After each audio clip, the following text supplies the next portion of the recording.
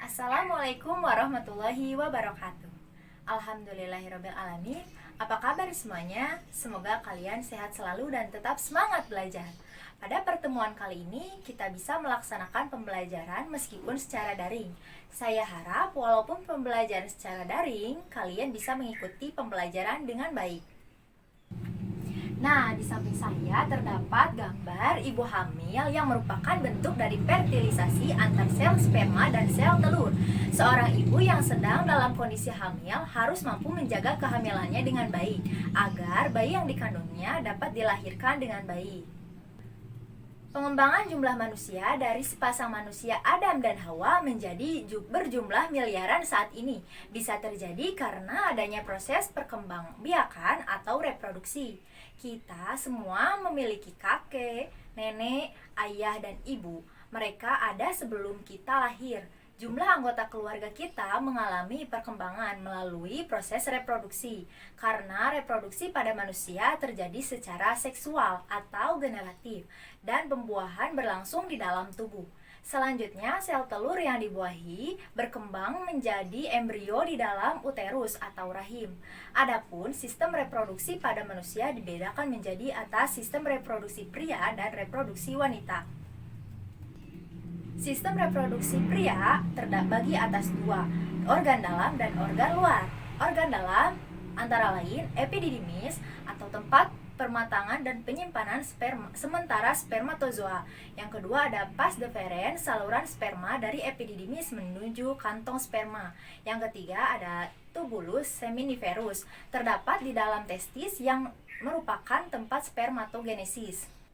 Yang keempat ada kelenjar vesikula seminalis, cairan yang dihasilkan kental, kekuningan, dan mengandung nutrisi bagi sperma. Selain itu dihasilkan prostaglandin atau membuat otot uterus berkontraksi. Yang kelima ada kelenjar prostat, cairan yang dihasilkan bersifat basah serta mengandung sitrat atau nutrien bagi sperma dan antikoagulan. Yang keenam ada kelenjar Kupffer, mensekresi lendir yang berfungsi melicinkan atau lubrikasi dalam pergerakan sel sperma. Nah, yang kedua ada organ luar, yaitu ada penis sebagai alat kovulasi dan di dalamnya terdapat saluran reproduksi dan uretra. Yang kedua ada skrotum, kantong yang di dalamnya tersimpan testis. Yang berikutnya ada sistem reproduksi wanita, terbagi atas dua juga, organ dalam dan organ luar. Organ dalam yaitu ovarium berjumlah sepasang dan berbentuk oval, berfungsi menghasilkan telur dan hormon-hormon kelamin wanita, yaitu estrogen dan progesteron. Yang kedua ada tuba Fallopi, berfungsi untuk mendorong atau mempermudah jalannya zigot hasil pembuahan. Yang ketiga ada uterus, fungsinya adalah sebagai tempat menempelnya janin hingga tumbuh besar. Yang keempat ada vagina, tempat keluar menstruasi dan jalannya keluar bayi. Yang berikutnya ada organ luar, yaitu ada vulva, celah paling luar yang dibatasi oleh labia. Yang kedua ada labia. Labia adalah bibir kemaluan yang membatasi vulva, terdiri atas labia mayor dan labia minor. Labia mayor atau bibir besar terletak di bawah mons pubis. Terus ada labia minor atau bibir kecil merupakan dua lipatan kulit di antara kedua labia mayor. Yang berikutnya ada klitoris. Klitoris terdapat pembuluh darah dan ujung-ujung saraf yang sangat sensitif. Selanjutnya ada orificium uretra, merupakan saluran keluar urin dan dari kandung kemih. Yang berikutnya ada himen atau selaput darah, terletak di bawah saluran kencing, berupa selaput tipis yang mengelilingi vagina. Nah, yang berikutnya ada berbagai mekanisme dalam sistem reproduksi. Yang pertama ada mekanisme pembentukan sel gamet di dalam kelenjar kelamin, dinamakan gematogenesis. Gematogenesis dibedakan menjadi dua. Yang pertama ada spermatogenesis, yaitu pembentukan sel-sel sperma di dalam testis. Yang kedua ada oogenesis atau pembentukan sel telur atau ovum di dalam ovarium. Yang kedua ada ovulasi, fertilisasi, kehamilan, dan persalinan. Nah, untuk lebih lengkapnya silahkan tonton video berikut ini. Kali ini kita akan membahas tentang proses ovulasi pada wanita. telur yang terbentuk akan dilepas oleh ovarium dan menuju ke tuba falopi atau oviduk. Di dalam tuba falopi, jika sel telur bertemu dengan sperma, maka akan terjadi peristiwa pembuahan, yakni proses peleburan gamet jantan atau sperma dengan gamet betina atau sel telur. Nah, dari jutaan sperma yang masuk, hanya ada beberapa yang bertahan hidup mencapai indung telur, dan hanya satu yang akan bertahan hidup untuk membuahi sel telur. Kemudian, sperma yang tadi sudah berhasil untuk membuahi sel telur, dia akan mempenetrasi dinding sel telur. Sel telur yang telah dibuahi akan membentuk zigot. Zigot yang terbentuk kemudian menuju ke rahim. Di dalam rahim, zigot menanamkan diri pada dinding rahim yang telah menebal. Zigot yang telah berada di rahim akan terus tumbuh dan berkembang menjadi embrio sampai dia dilahirkan. Masa embrio atau masa kehamilan manusia sekitar 9 bulan 10 hari. Di dalam rahim, embrio mendapat makanan dari tubuh induk melalui plasenta atau ari-ari, dan dia dilindungi selaput pembungkus yang disebut amnion. Dinding amnion mengeluarkan getah berupa air ketuban yang berguna untuk menjaga embrio agar tetap basah dan menahannya dari goncangan. Pada wanita, ovulasi hanya berlangsung sampai umur sekitar 45-50 tahun. Seorang wanita hanya mampu menghasilkan paling banyak 400 ovum selama hidupnya. Meskipun ovarium seorang bayi perempuan sejak lahir sudah berisi 600.000 sampai 1 juta oosit primer. Nah, setiap bulan, wanita melepaskan 1 sel telur dari salah satu ovariumnya. Bila sel telur ini tidak dibuahi, maka akan dikeluarkan melalui proses menstruasi. Saat wanita tidak mampu lagi melepaskan ovum karena sudah habis tereduksi, menstruasi akan terhenti sama sekali. Masa ini disebut menopause.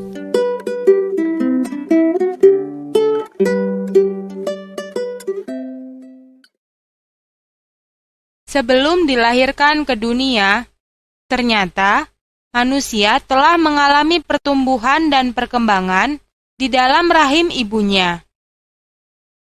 Pada tahap ini, kita biasanya menyebut manusia kecil ini sebagai janin.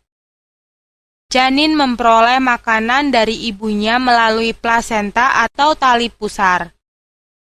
Plasenta inilah yang berfungsi menghubungkan tubuh janin dengan tubuh ibunya. Selama di dalam rahim ini, terjadi pembentukan organ-organ tubuh seperti mata, tangan, kaki, dan lain-lain.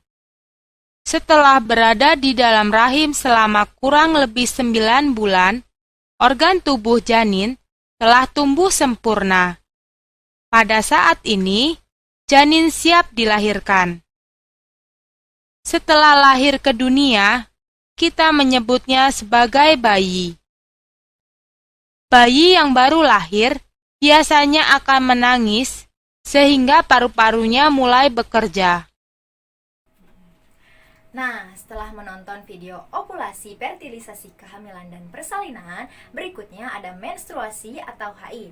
Menstruasi atau haid adalah pendarahan secara periodik dan siklik dari uterus yang disertai pelepasan endometrium. Menstruasi terjadi jika ovum tidak dibuahi oleh sperma. Adapun lamanya siklus menstruasi pada umumnya adalah 28 hari. Yang berikutnya ada pemberian ASI atau air susu ibu. ASI eksklusif adalah memberikan air susu ibu segera setelah bayi lahir hingga usia 6 bulan. ASI adalah jenis makanan yang mengandung nutrisi, hormon, enzim bagi bayi, faktor pertumbuhan, antibodi, dan anti alergi. Nutrisi dalam ASI mencakup hampir 200 unsur zat makanan yang dibutuhkan makanan bayi. Jadi, tidak ada makanan lain yang sesempurna ASI bagi bayi. Nah, ada 13 manfaat yang harus diketahui yang bisa didapatkan dari pemberian ASI eksklusif. Yang pertama, kekebalan tubuh bayi lebih kuat. Yang kedua, membuat bayi lebih cerdas. Yang ketiga, berat badan ideal. Yang keempat, tulang bayi lebih kuat. Yang kelima, mendapat limpahan kolesterol. Yang keenam, mengurangi resiko sindrom kematian bayi menedak atau SIDS. Yang ketujuh, memperkuat hubungan ibu dan anak. Yang kedelapan, tubuh menjadi cepat langsing.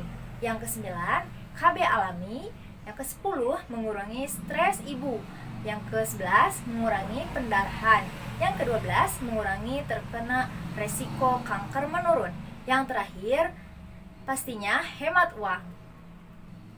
Beribu-ribu kaleng susu formula dengan teknologi tercanggih tidak dapat menggantikan ASI bagi bayi, karena ASI merupakan anugerah terbesar bagi ibu yang dapat diminum oleh bayi sepuasnya. Untuk memperlancar pemberian ASI eksklusif, biarkan bayi berada dalam jangkauan ibu selama proses persalinan selama 24 jam. Proses pengeluaran ASI. Proses produksi dan pengeluaran ASI diregulasi terutama oleh dua hormon, yakni hormon prolaktin dan hormon oksitosin. Hormon prolaktin berperan dalam proses produksi dan sekresi ASI oleh sel-sel di alveoli atau kelenjar susu. Level prolaktin dalam darah meningkat saat hamil dan menstimulasi pertumbuhan dan perkembangan parenkim payudara. Namun, selama hamil tersebut, ASI tidak lantas disekresikan dari payudara karena ada hormon estrogen dan progesteron yang menghambat aksi hormon prolaktin ini. Setelah persalinan, kadar estrogen dan progesteron dalam darah menurun dengan cepat, sehingga tidak ada lagi yang menghambat hormon prolaktin karena terjadilah sekresi ASI. Saat bayi menyusu, kadar prolaktin dalam darah meningkat dan menstimulasi produksi ASI dalam alveolus. Pada minggu-minggu awal menyusui, semakin sering bayi menyusui dan merangsang puting payudara, maka akan semakin banyak juga hormon prolaktin diproduksi. Akhirnya akan semakin banyak juga ASI yang dihasilkan. Selain hormon prolaktin, hormon lain yang berperan langsung dalam menyusui adalah oksitosin. Hormon ini memicu kontraksi sel-sel miofitel di sekitar alveoli. Dengan cara tersebut, ASI yang sudah terkumpul di alveoli akan dialirkan ke puting payudara. Let down reflex disebut juga refleks oksitosin atau refleks ejaksi ASI. Terjadi ketika aliran ASI sangat deras tanpa bayi perlu menyedot lebih kuat. Bagaimana mekanismenya? Saat bayi menyedot puting payudara atau saat ibu merasa ingin menyusui bayinya, misalnya dengan menstimulasi sentuhan, mencium wangi bayi, mendengar suara bayi menangis, memikirkan bayinya, otak akan distimulasi untuk meningkatkan produksi hormon oksitosin. Hormon ini diproduksi secara fluktuatif, bergantung juga dari kondisi psikologis ibu. Ketika ibu merasa tenang, bahagia, refleks ini akan lebih mudah dan lebih sering terjadi. Karena sebaliknya saat ibu merasa stres, misalnya karena terlalu lelah, merasa nyeri di bagian tubuh tertentu dan sebagainya, refleks ini akan dihambat. Faktor-faktor yang mempengaruhi ketidakberhasilan ASI eksklusif. Ada dua faktor, yaitu faktor internal dan faktor eksternal. Faktor internal, yang pertama, ketersediaan ASI. Hal-hal yang dapat mengurangi produksi ASI adalah tidak melakukan inisiasi menyusui dini, menjadwalkan pemberian ASI, memberikan minuman prelaktal, atau bayi diberi minum sebelum ASI keluar. Kesalahan pada posisi dan peletakan bayi pada saat menyusui atau inisiasi. Yang kedua, pekerjaan atau aktivitas. Cuti melahirkan di Indonesia rata-rata 3 bulan. Setelah itu banyak ibu khawatir terpaksa memberi bayinya susu formula karena ASI perah tidak cukup. Bekerja bukan alasan untuk tidak memberikan ASI eksklusif, karena waktu ibu bekerja dapat diberi ASI perah yang diperah minimum 2 kali dalam 15 menit. Yang dianjurkan adalah mulailah menabung ASI perah sebelum masuk kerja. Semakin banyak tabungan ASI perah, semakin besar peluang menyelesaikan program ASI eksklusif. Yang ketiga, ada pengetahuan. Akibat kurang pengetahuan atau informasi, banyak ibu menganggap susu formula sama baiknya, bahkan lebih baik dari ASI. Hal ini menyebabkan ibu lebih cepat memberikan susu formula jika merasa ASI kurang atau terbentur kendala menyusui. Masih banyak pula petugas kesehatan yang tidak memberikan informasi pada ibu saat pemeriksaan kehamilan atau sesudah bersalin. Yang keempat ada kelainan pada payudara. 3 hari pasca bersalin, payudara sering merasa penuh, tegang, dan nyeri. Kondisi ini terjadi akibat adanya bendungan pada pembuluh darah di payudara sebagai tanda ASI mulai banyak diproduksi. Tetapi apabila payudara merasa sakit pada saat menyusui, ibu pasti akan berhenti memberikan ASI. Padahal itu yang menyebabkan payudara mengkilat dan bertambah parah. Bahkan ibu bisa menjadi demam. Nah, yang terakhir ada kondisi kesehatan ibu. Faktor kesehatan ibu yang menyebabkan ibu memberikan makanan tambahan pada bayi usia 0-6 bulan adalah kegagalan menyusui dan penyakit pada ibu. Kegagalan ibu menyusui dapat disebabkan karena produksi ASI berkurang dan juga dapat disebabkan oleh ketidakpuasan menyusui setelah lahir karena bayi berlangsung diberi makanan tambahan. Nah, berikutnya ada faktor eksternal. Yang pertama, faktor petugas kesehatan. Perilaku tenaga kesehatan biasanya ditiru oleh masyarakat dalam hal perilaku sehat. Promosi ASI eksklusif yang optimal dalam setiap tumbuh kembangnya sangatlah penting untuk mendukung keberhasilan ibu dalam menyusui bayinya. Yang kedua, kondisi kesehatan bayi. Faktor kesehatan bayi adalah salah satu faktor yang dapat menyebabkan ibu memberikan makanan tambahan pada bayi, antara lain kelainan anatomik berupa bibir sumbing atau falatum yang menyebabkan bayi menciptakan tekanan negatif pada rongga mulut, masalah organik yaitu prematuritas, dan faktor psikologis di mana bayi menjadi rewel atau sering menangis baik sebelum maupun sesudah menyusui akibat produksi ASI ibu menjadi berkurang karena bayi menjadi jarang disusui. Nah, yang berikutnya ada pengganti ASI atau susu formula. Indonesia sekitar 86% yang tidak berhasil memberikan ASI eksklusif karena para ibu lebih memilih memberikan susu formula kepada bayinya.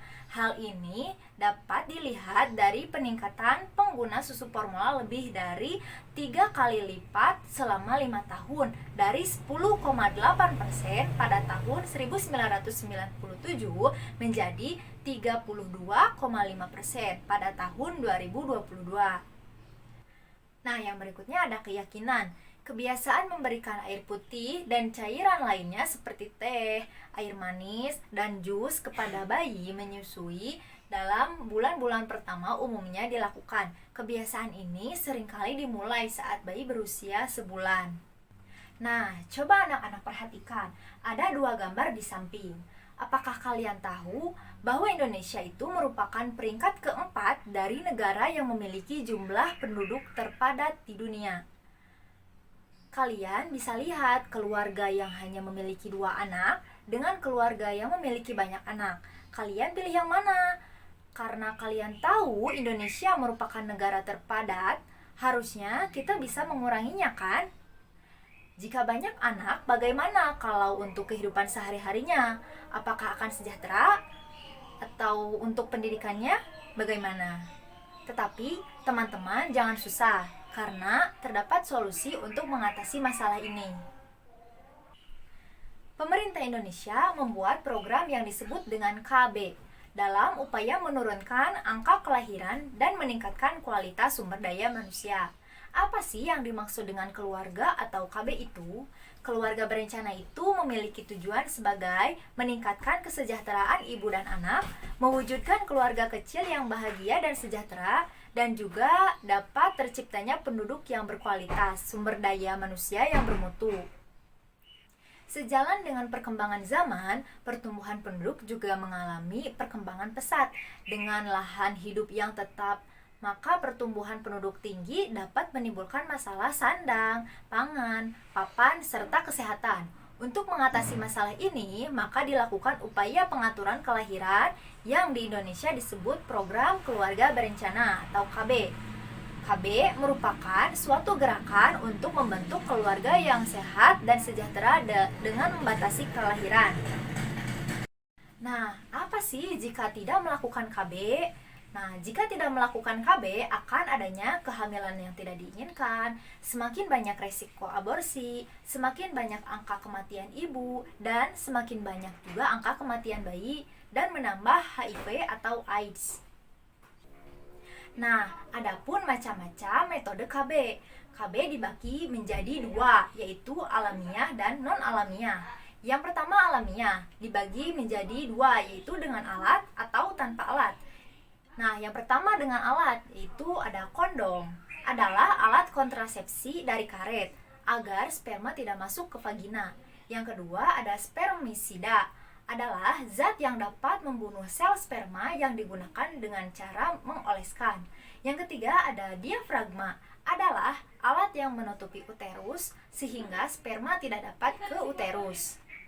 Nah, yang berikutnya ada tanpa alat, yaitu ada KB kalender. Di sini adalah KB yang tidak melakukan hubungan saat masa subur. Yang kedua ada suhu basal atau suhu terendah saat istirahat. Yang ketiga ada melihat dari lendir cervix atau lendir yang dikeluarkan dari vagina. Yang keempat ada siston ternal atau kombinasi dari suhu basal dan lendir cervix. Yang keempat ada senggama terputus. Nah, yang berikutnya ada metode non-alamiah. Non-alamiah dibagi menjadi dua, yaitu hormonal dan non-hormonal. Yang hormonal, yang pertama ada pil, adalah alat kontrasepsi yang diminum wanita secara berkelanjutan.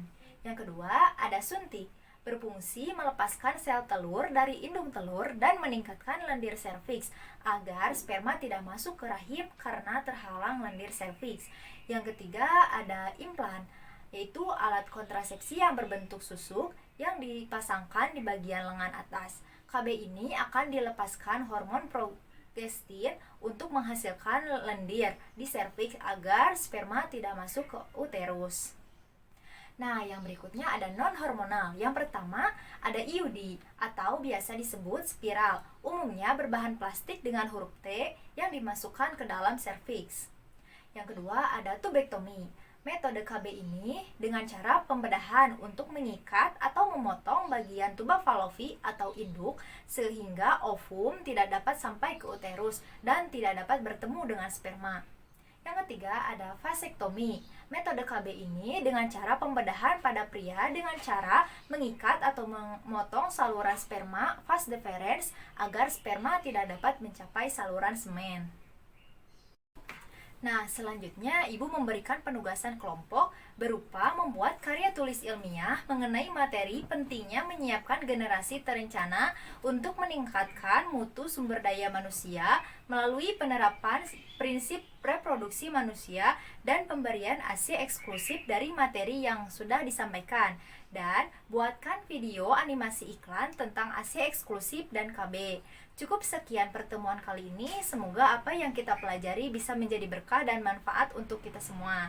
Mari kita ucapkan hamdalah bersama-sama. Alhamdulillah. Terima kasih dan sampai jumpa. Wassalamualaikum warahmatullahi wabarakatuh.